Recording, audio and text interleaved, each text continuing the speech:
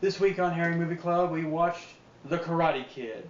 I'm watching this for the first time, still haven't seen the remake, and yet it's one of those movies where even if you haven't watched the original, you've still kind of seen it because so many movies after adopted this now formulaic structure of the crowd-pleasing sports movie where the young underdog stands up to bullies and gets the girl and all that. There were several parts of this movie where I didn't really need to pay attention or understand what was being said because it was all so familiar. Even so, it's still one of the best versions of that story.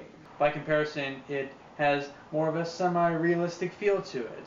The main characters come off as believable human beings most of the time, except for the Cobra Kai sensei. He's just as much of a macho, immature douchebag as he seems on the surface. Which is a shame because I feel like the sequels and a lot of the rip-offs felt content to stick with that original shallow model. I guess if the bad guys were reasonable, there wouldn't be much need to resort to violence, would there? The school bully stuff and the romantic subplot are still unabashed 80s cheese by today's standards, but the movie plays it straight-faced enough that it fits in with the tone of the rest of the film.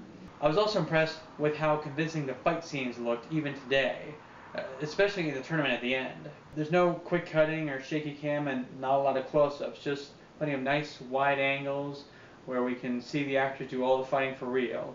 Even Daniel, who at the beginning of the movie looks like a stiff breeze to blow him over. And I didn't think I'd enjoy the performances that much, but Ralph Macchio makes a really good case for why young-looking adults are preferred for playing teenagers because they tend to have more life experience to make the whole acting thing work.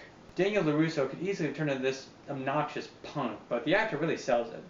Which is good because there's a big stretch of this movie with no violence, and that's where the character really has to come alive.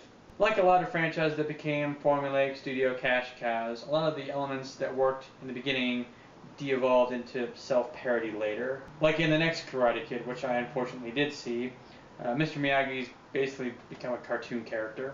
So yeah, Karate Kid, surprisingly, holds up. Maybe I'll check out part 2 one day. I hear that one's alright.